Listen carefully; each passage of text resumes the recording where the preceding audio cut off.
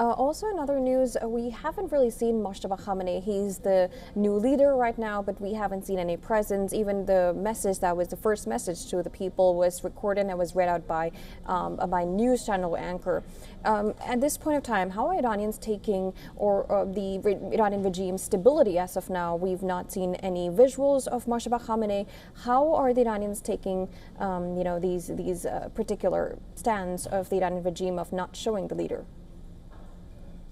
So this war started with the assassination of the supreme leader. So it's very natural that the next leader would be actually taken into security considerations, and they would do everything to protect him.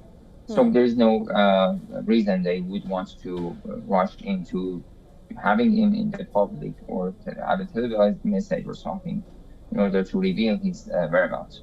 And that's likewise, it is the same thing about Venezuela.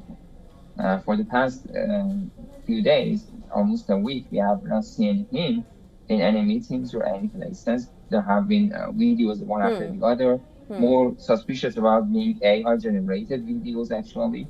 So that's, he might be killed. I have no idea about that. But even if he's not killed, it's natural that he would take refuge and to go to shelter on some places to be secure against the Iranian missiles that are targeting the Israeli occupied land. So, and Iranians do not need to meet him in person, meet Ayatollah Khamenei in person. They know that he is the leader. They have paid allegiance to him, and commanders and officials are in touch with him, and they are taking orders and instructions from him and working with him right now. And talking of commanders, we've seen, missiles being, of course, it's the Gulf states that are being attacked from Iran, but also some missiles have flown on to Turkey. And many analysts have been talking about how this seems to be seen as there's no, the power is decentralized. How is Mojtaba Khamenei at this point, making any decisions when we see these attacks on Turkey as well? There has been no attack from the Iranian side against Turkey. And Iran doesn't have benefits from attacking Turkey right now. Why should Iran do that?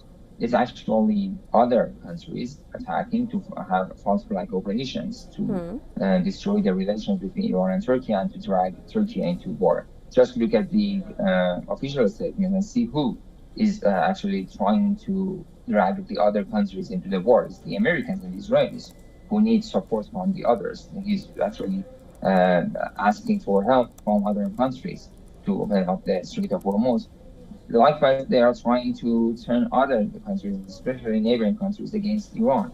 And let's not forget that Americans have created similar drones, similar to Iranian Shah drone. They have copied that, and they have created low-cost drones, so they can easily be used against other countries in name of Iran to have some false flag operation and to accuse Iran.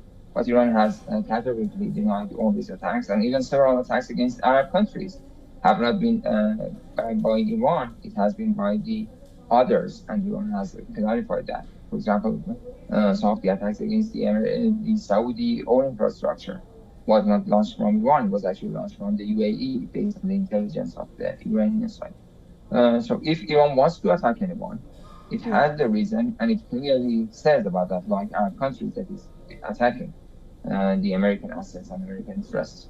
So there has been no attack from the Iranian side against the Turkey or the others, and there is no decentralized power. The chain of command and the structure is working very well, and people are following the orders as they need to. Well, of course, since you mentioned Strait of Hormuz, many Western countries are reaching out to Iran directly, including French President Macron. Mainly, it might be to let their ships pass the Strait of Hormuz. We have not seen any information on the passage somehow, but how do you analyze this reach out of the U.S. allies, and will Iran ever consider allowing these ships to pass?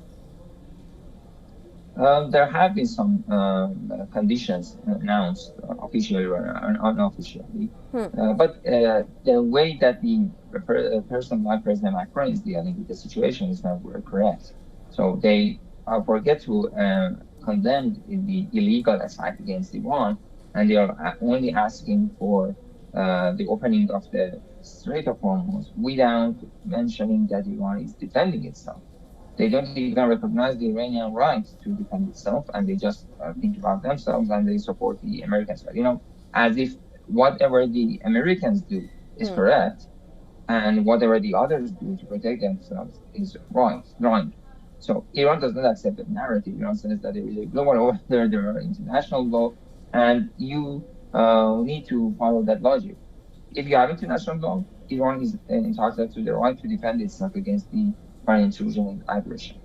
And part of that is the Strait of Hormuz. So there have been some vessels moving through the Strait of Hormuz, including some from Indian vessels, actually. It has been based on the cooperation.